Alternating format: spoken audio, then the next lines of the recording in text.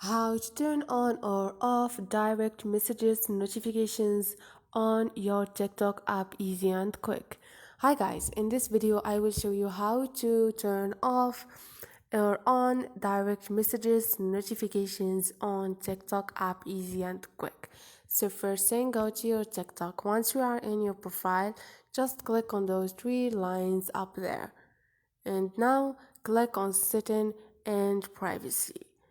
Now you're gonna find push notifications, click on it, and here you're gonna find messages. Turn off or on direct messages. If you turn off this option, when someone sends you a direct message, you are not gonna receive notifications. And this is it, so easy and quick, like I told you. Hope this video was helpful to you. Don't forget to subscribe and like.